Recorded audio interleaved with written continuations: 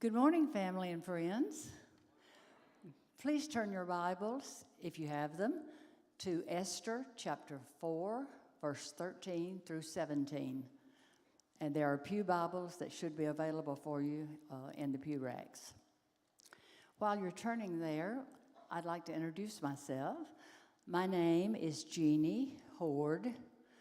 My husband, Jim, who is one of your deacons, and I have been members of Harpeth Heights since 1991. That's a long time. We are blessed every week to worship with one of my two lovely daughters, Nicole, and my fabulous grandson, Deke. My other daughter is a treat today because she's here with us. She and her husband, her name is Danelle, and she and her husband Michael are members of the Brentwood Baptist Church. But she's here with me today, so that's a special treat. I have been I forgot to mention also, I have a very awesome granddaughter who will be graduating from Colorado State University in December of this year, so we're proud of her. I have been a member of this church for a long time, and I have been privileged to serve in several capacities over the years that I've been here, about 30 plus years. I have served on many church committees. I have been a member of the choir, a member of the handbell choir, and a member of the drama team. I'm currently serving with Vacation Bible Schools, the Mobile Food Pantry, the Craft for Missions, and I go on all of the mission trips that I am able. Now, most of those activities that I have been serving in, my husband, my faithful husband, has been working alongside with me because we are a team. But one of the most blessings, one of the biggest blessings I've received, and perhaps one of the biggest joys that I have had, is changing diapers and rocking babies in the preschool Bed Babies ministry. I served there for many years, many years, and it was only a couple of years ago that I retired from there because most of those babies that I had held and changed and rocked and sung to and loved were graduating from college and getting married and having babies of their own. So I thought it was probably time for me to retire. So now that you know more than you really wanted to know about me, let's do something that's a little bit more significant. Let's read from our Bibles. Join me, please, as we read Esther 4, verse 13 through 17. Hear the word of the Lord. Mordecai told the messenger to reply to Esther, "Don't think that you will escape the fate of all the Jews because you are in the king's palace. If you keep silent at this time, relief and deliverance will come to the Jewish people from another place, but you and your family will be destroyed. Who knows? Perhaps you have come to your royal position for just a time like this." Esther sent this reply to Mordecai, "Go and assemble all of the Jews who could be found in Susa and fast for me. Don't eat or drink for 3 days, night or day. I and my female servants will also fast in the same way. After that, I will go to the king, even if it is against the law. If I perish, I will perish."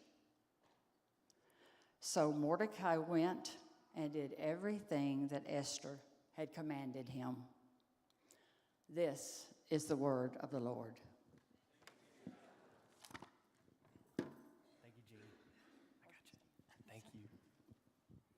Good morning.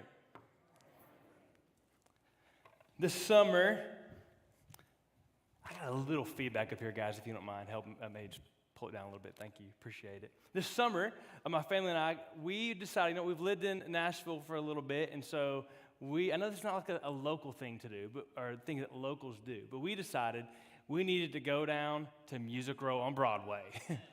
Mixed reviews from the audience. And, honestly, it was pretty fun. We ate at the Assembly Food Hall. Is that what it's called down there? And then my parents were in town, and it was like 7 p.m. It was a safe time of night, at least in the summer. And so we walked from Assembly Food Hall, got to the corner of Broadway, and our little boy, the first thing he said when we got down to the corner and like the music was kind of hitting you from all sides of the street, he just looked at me and said, "What is happening?" Like just a lot going on in that moment. But we walked down and back, and hey, say what you will about Music Row on Broadway, but if you want to experience live music, there's plenty of live music. Like and almost, especially on the street, it just hits you from every angle, right? There's multiple stages, there's all kinds of lights that scream live music. You can literally, if you get close enough to the buildings, you can literally feel it hitting your chest, right? There's live music there. Everything about it screams that. Sometimes God's work in your life feels that way. Did he just compare God's work to Broadway? Yes, I did. What I mean is sometimes God's work in your life, it's like no matter where you turn, no matter where you look, it's just staring you in the face. Like you can literally feel it, right? So maybe it's you're in your quiet time in the Bible, and it's just like, man, the scripture's just jumping off the pages at you, right? Or maybe you're having a conversation with friends or coworkers or your family, and like everything you talk about, it just seems like you're just aware of God's presence and God's goodness. Or maybe you're driving down 100 and you see some deer, and you're reminded, as the deer panteth for the water, so my soul longs for you, God, and you're aware of God. Sometimes it's like that. Sometimes God's presence, God's work in your life feels a little bit more like this next picture.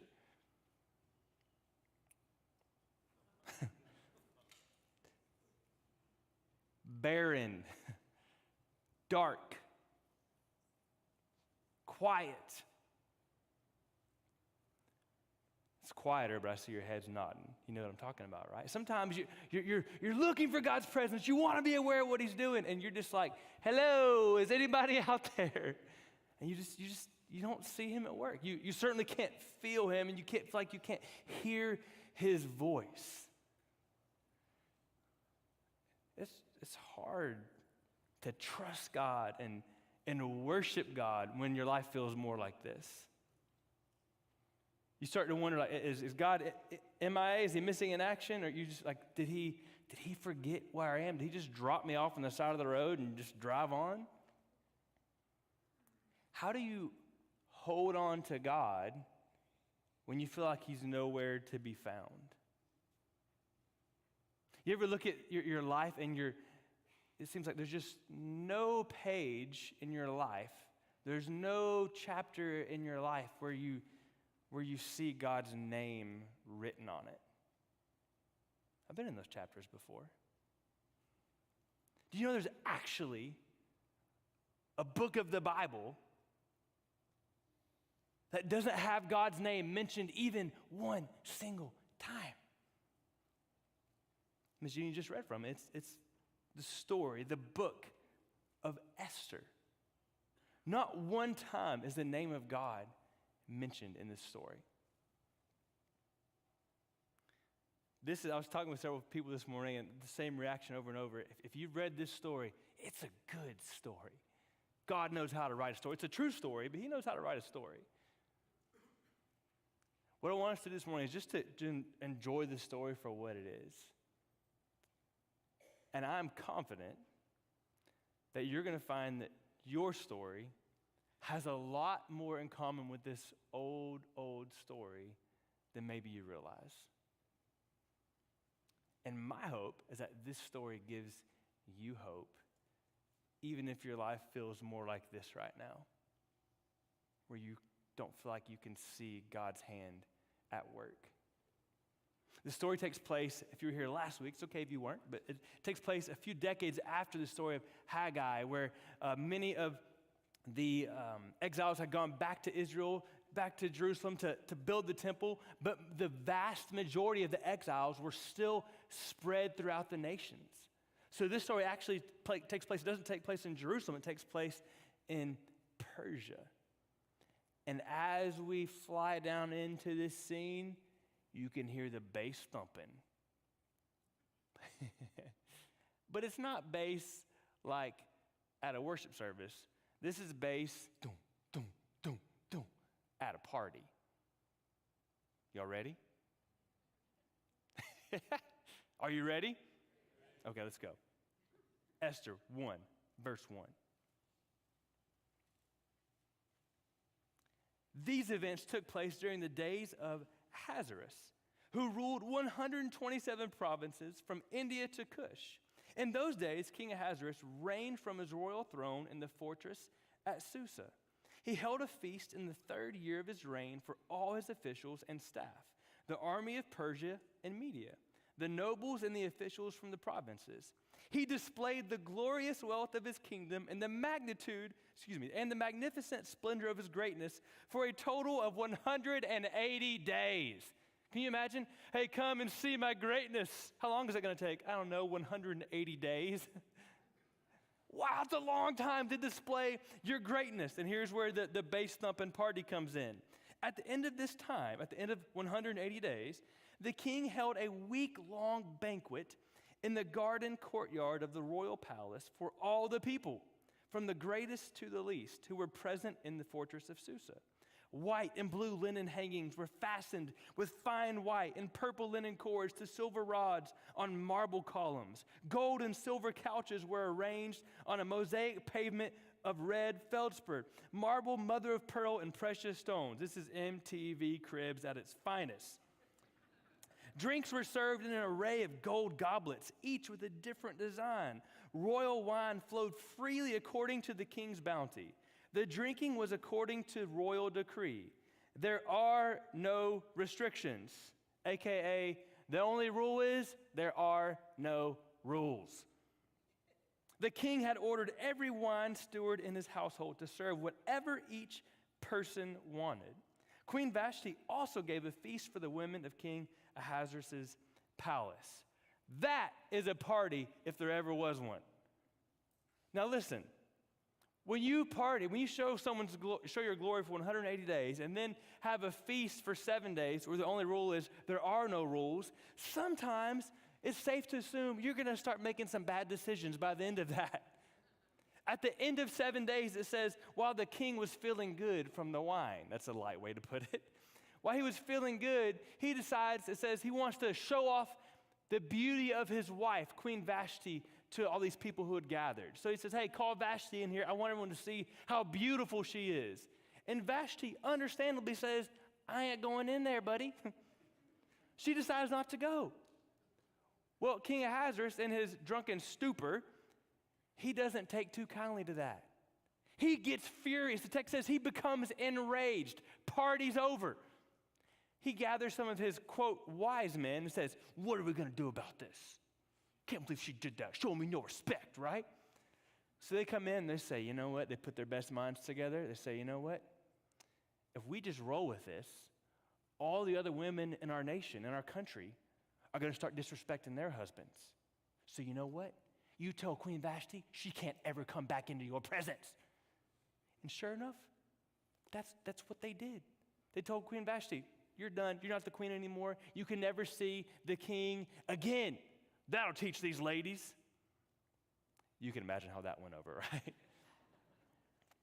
Well, it says later, once his drunkenness wore off, like this tends to go, he regretted his decision. Go figure. He became sad. He missed Vashti, and he realized, you know, I can't undo that, but I want a queen. So he calls the wise, quote, wise men together again and say, hey, what are we going to do? I want a wife. What are we going to do? They say, you know what? Let's have, to put it in G version, let's have a beauty pageant of all the beautiful women in our great nation. And whoever pleases you the most, that can be the queen. King Ahasuerus says, you know what? I like this plan. So they begin to gather the women. And here is where we are introduced to beautiful Esther. Look at chapter 2, verse 5. It says, in the fortress of Susa, there was a Jewish man named Mordecai, son of Jair, son of Shimei, son of Kish, a Benjamite. Kish had been taken into exile from Jerusalem with the other captives when King Nebuchadnezzar of Babylon took King Jeconiah of Judah into exile. Mordecai was the legal guardian of his cousin Hadassah, that is Esther, because she had no father or mother. The young woman had a beautiful figure and was extremely good looking. When her father and mother died, Mordecai had adopted her as his own daughter. When the king's command and edict became public knowledge, and when many young women were gathered at the fortress of Susa under Heggai's supervision, Esther was taken to the palace under the supervision of Heggai, keeper of the women. The young woman pleased him and gained his favor, so that he accelerated the process of the beauty treatments and the special diet that she received. He assigned 7 hand-picked female servants to her from the palace and transferred her and her servants to the harem's best quarters. Esther did not reveal her ethnicity or her family background because Mordecai had ordered her not to make them known. Every day, Mordecai took a walk in front of the harem's courtyard to learn how Esther was doing and to see what was happening to her. Well, if you keep reading, we see that as she undergoes these treatments, the treatments to get ready for your one night with the king were 12 months long. Can you imagine having the audacity? Hey, you know what? I'd love to take you on a date, but I need you to prepare yourself physically for 12 months. Like, come on, bro. Like, what are we doing here? 12 months to prepare. Finally, Esther's big night comes, and guess what? The king, quote, loves Esther. Probably he's more just infatuated with her beauty, but he chooses Esther as his queen. Now let's like time out for a second. What are the odds that this Jewish orphan girl becomes the queen? Just kind of tuck that away. It's interesting, right? Big moment for Esther, but if you keep reading the story, right after that, there's a big moment for Mordecai. The book of Esther tells us that Mordecai, again, Esther's older cousin, was out by the king's gates, and he hears of these 2 men planning an assassination attempt against Ahasuerus. He reports it, and the assassination attempt is stopped. Well, that's interesting too. Esther becomes queen, and almost simultaneously, Mordecai has this big moment. He's not recognized for it in the moment. This big moment where he stops an assassination attempt on the king himself. There's more to that. Fast forward time, chapter 3, verse 1. Y'all still with me? I believe you. That's good. All right. After all this took place, King Ahasuerus honored Haman, so we have a new character coming in, Haman, son of Hammedatha the Agagite.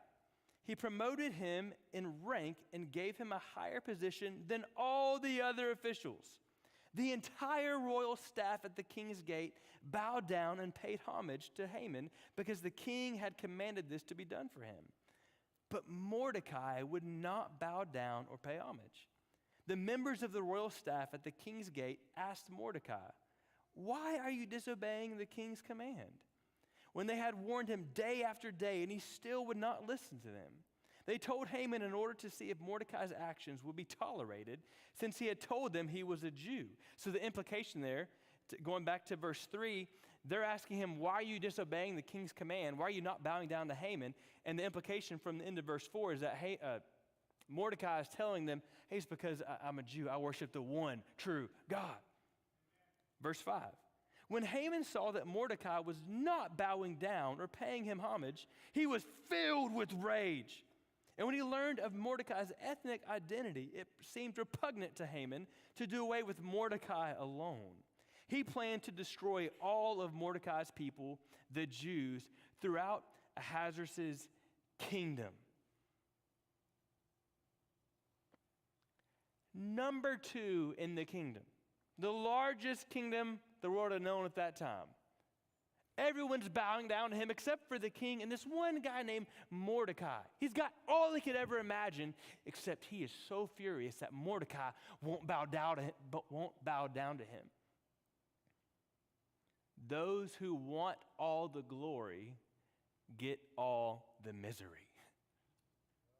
When everything's got to be about you,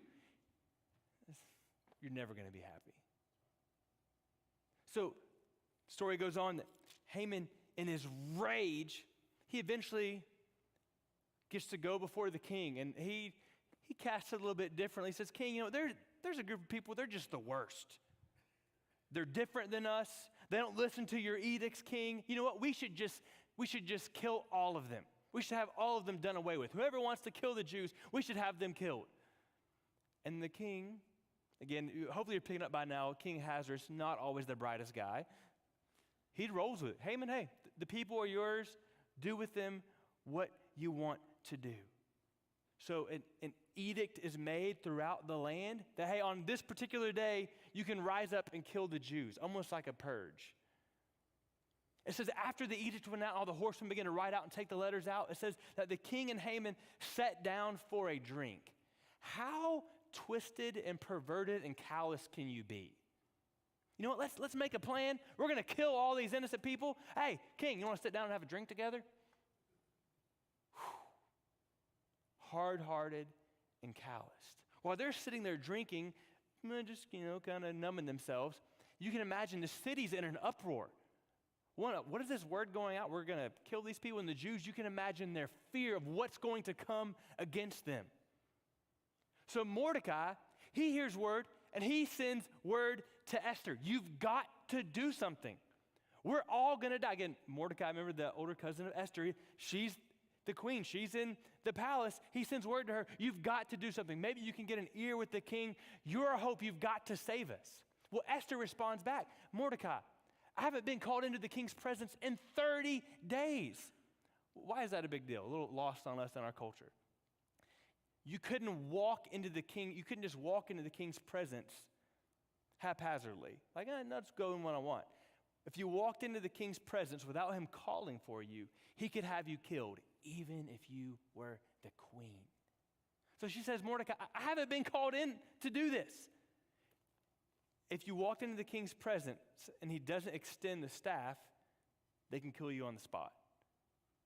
So she realized, Mordecai, if I go to the king, this could cost me my life. Look at chapter 4, verse 13.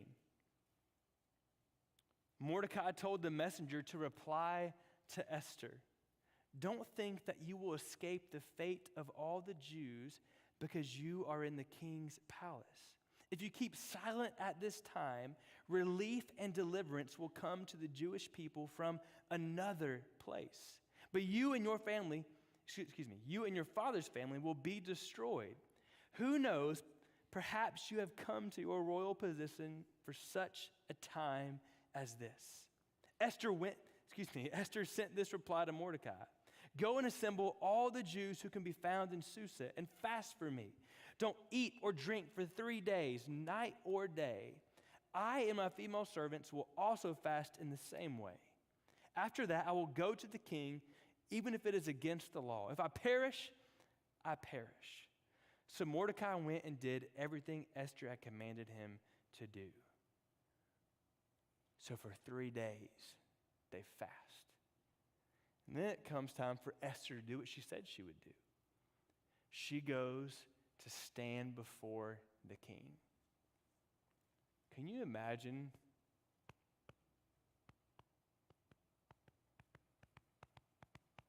Could you imagine what your heart would be doing in that moment?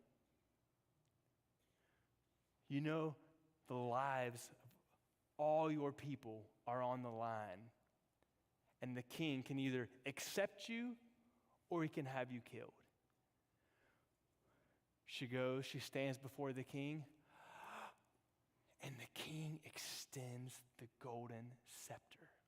Hasn't called her in for 30 days, but he extends the scepter. Can you breathe a sigh of relief with Esther? But listen what she does. She, as my wife says, she humbly brings her best. Esther's smart here. She doesn't just run into the king and just, save my people. She goes in, he asks, what would you like? And she says, I would like to throw a party for you and Haman. Which you know the king by now. He's like, sounds good to me, right? So they gather the king and Haman, and they have a party. At the party, the king is like, hey, what do you like? What do you want, Esther? What is it that you would like? And she says, you know what, I'm going to give you my request. Why don't we have another party tomorrow? You guessed it. Sounds good to us. So they leave. It says Haman goes home. I'm in chapter 5, verse 9. It says, that day Haman left full of joy and in good spirits. But when Haman saw Mordecai at the king's gate, and Mordecai didn't rise or tremble in fear at his presence, Haman was filled with rage toward Mordecai. Yet Haman controlled himself and went home. He sent for his friends and his wife Zeresh to join him. Then Haman described for them his glorious wealth and his many sons. He told them all how the king had honored him and promoted him in rank over the other officials and the royal staff. What's more, Haman added, Queen Esther invited no one but me to join the king at the banquet she had prepared. I'm invited again tomorrow to join her with the king. But still, none of this satisfies me, since I see Mordecai the Jew sitting at the king's gate all the time. His wife Zeresh and all his friends told him, have them build a gallows 75 feet tall. Ask the king in the morning to hang Mordecai on it. Then go to the banquet with the king and enjoy yourself. The advice pleased Haman, so he had the gallows constructed. All right, now lean in here a little bit. Listen to this. Chapter 6, verse 1. That night. Maybe if you're like me, maybe you do a little underline, a little highlight there. That night, sleep escaped the king. So he ordered the book recording daily events to be brought and read to the king. What's he trying to do? He's trying to bore himself. Hey, bring me the book of all the things that happen every day and just read it. Like, read me the phone book, please. No one has a phone book anymore, but you get what I'm saying. Just bore me. So they read him the daily events. Verse 2, they found the written report of how Mordecai had informed on Bigthana and Teresh, two of the king's eunuchs who guarded the entrance, when they planned to assassinate King Ahasuerus. Hey, let me ask you, what are the odds? He can't sleep. He has this quote, I keep saying quotes. He has this random book brought to him, and they read these daily events. And the night before Haman was going to have Mordecai hung, he reads about how Mordecai had saved his life. Wow, must be a coincidence, right? The king reads this story. He says, hey, has anything been done for Mordecai? And they say, no, nothing's been done. Well, we got to do something. Verse 4, I love this. The king asked, who was in the court? Now Haman was just entering the outer court of the palace to ask the king to hang Mordecai on the gallows he had prepared for him. What are the odds? Here's Haman right here to give some good advice. He loves to give advice to the king. Have him enter, the king ordered. Haman entered, and the king asked him, what should be done for the man the king wants to honor? And Haman thought to himself, who is it the king would want to honor more than me? Haman told the king, for the man the king wants to honor, have them bring a royal garment that the king himself has worn, and a horse the king himself has ridden, which has a royal crown on its head. Put the garment on the horse and the horse under the charge of one of the king's most noble officials. Have them clothe the man the king wants to honor. Parade him on the horse through the city square and call out before him, this is what is done for the man the king wants to honor. Yes, king, that's what you should do. The king told Haman, hurry, do just as you proposed. Don't leave anything out. Take a garment and a horse for Mordecai the Jew. You can't make this stuff up. Who is sitting at the king's gate. Don't leave anything out, just as you have suggested. I wish you could have seen Haman's face in that moment, right? Like, this is a joke, what is happening? That wasn't a joke. So Haman took the garment and the horse. He clothed Mordecai and paraded him through the city square, calling out before him, "This is what is done for the man the king wants to honor." Goes on, it says that Mordecai went home, or returned to the king's gate, and Haman hurried home with his head covered in shame and in mourning, because those who want all the glory get all the misery. He gets home and he tells his family, "What had happened? My life is the worst." And his family tells him, if Mordecai is a Jew, and you've already begun to fall before him, your downfall is certain. And it says in chapter 6, verse 14, while they were still speaking, notice the timing here, while the words are coming out of their mouths that, hey, if he's a Jew, you're going to fall before him. As they're saying that, the king's eunuchs come and get Haman. As they're talking and say, "Hey, it's time for your second party. The king is calling for you." So he goes to the party. It says, chapter 7, verse 1, the king and Haman came to feast with Esther the queen. Once again, on the second day, while drinking wine, the king asked Esther, "Queen Esther, whatever you ask will be given to you. Whatever you seek, even to half the kingdom, will be done." Queen Esther answered, "If I have found favor with you, your majesty, and if the king is pleased, spare my life. This is my request. And spare my people. This is my desire. For my people and I have been sold to destruction, death, and annihilation. If we had merely been sold as male and female slaves, I would have kept silent.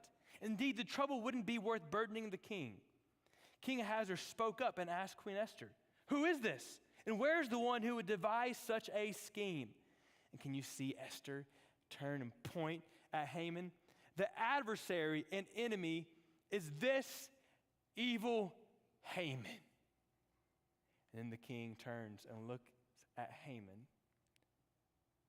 And then Haman realizes he's done. The king goes out in a rage. Haman begins to beg for his life.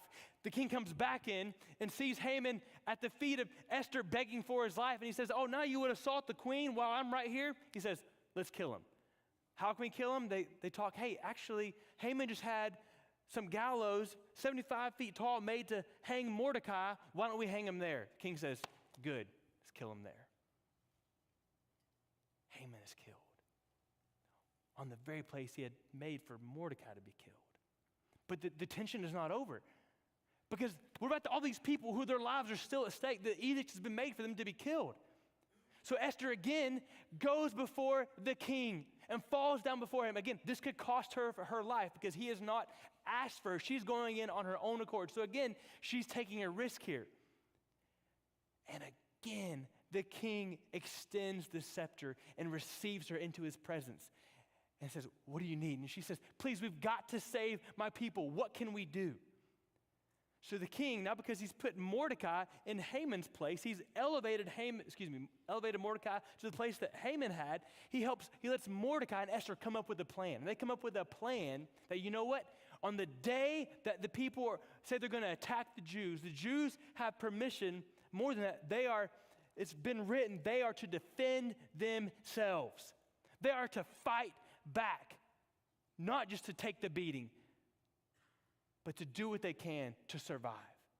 So they send couriers all throughout the land, and then there's joy for the people of God because they realize we can fight for ourselves. And sure enough, if you read in chapter 8, it says that they have joy and that fear overcame the people who were against the Jews because they were realizing God is doing something here. What was happening is now being reversed. God is fighting for his people. God is not mentioned, but they know something is going on. It says in chapter 9, verse 1, the king's command and law went into effect on the 13th day of the 12th month, the month of Adar. On the day when the Jews' enemies had hoped to overpower them, just the opposite happened. The Jews overpowered those who hated them. The Jews were victorious, peace was restored to the land, and even to this day, they celebrate Purim to celebrate the victory they experienced. Now let me ask you, did you see it? Was God's name ever mentioned in this book? No. Are God's fingerprints all over this book? Absolutely. Friend, you may not always be able to trace the hand of God in every moment of your life, but you can always trust the heart of God. That God is constantly at work in your life, even when you don't feel it, even when you don't see it, even when there's no big glaring sign in your face, He is always at work. I'm confident in these little moments that we saw in the story. The characters, the real life people were not aware of God doing something in that exact moment. But when you step back and look at the big picture, it's obvious the work of God, the sovereignty of God is all through this story. What we are oblivious to now in our daily life will be obvious in eternity that God was at work in our lives. You could say it this way. Sometimes God's greatest work is His quietest work. When He's working quietly, faithfully in every scene of your life.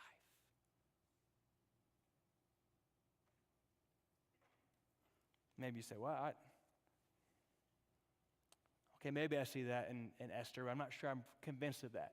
That God's greatest work is sometimes His quietest work.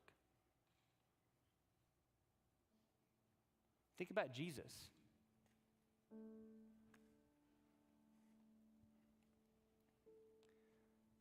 Was Jesus born in some highfalutin big city with signs all around?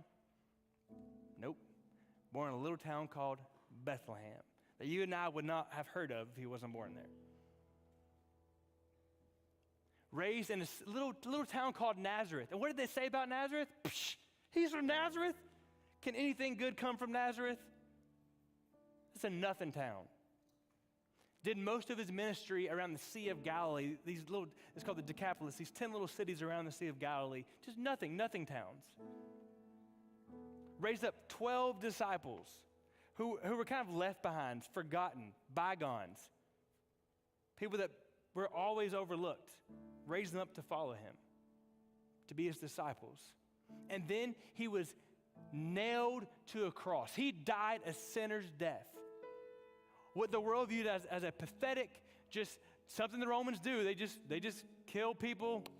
That was just a nobody. He probably deserved what he got. Just another average death that the Romans performed.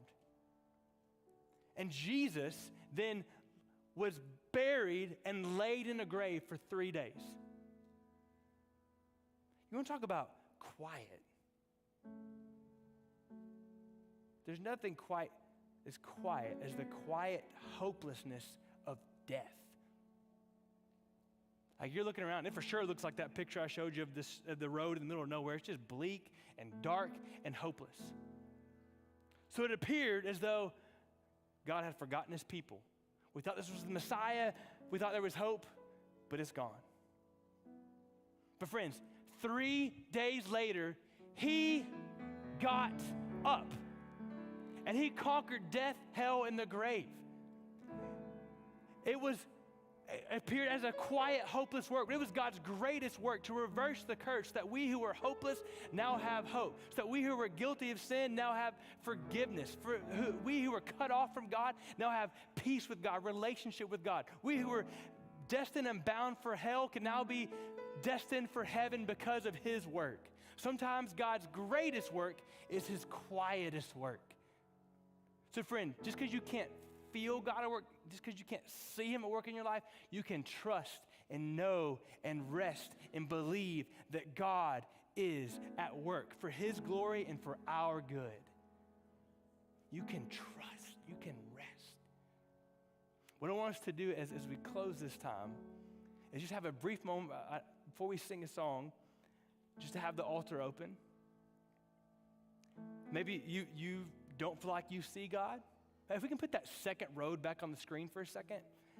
Maybe you don't feel like you see God. Maybe you don't feel like you can hear God, you can feel God. Maybe you just want to come to the altar and just say, God, I want to come before you and just,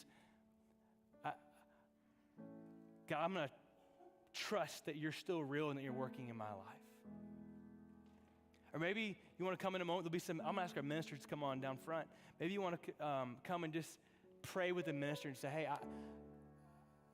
my life feels like that picture. Would you just pray that I would trust and know that God is real and that he's present even when I can't see him working in my life? Maybe you want to have a relationship with Christ. Maybe we'd love to talk with you about that. The altar is open. We'll give you just a couple of minutes to talk with the Lord, and then we're going to sing. Bow your head, close your eyes, come to the altar, whatever you need to do.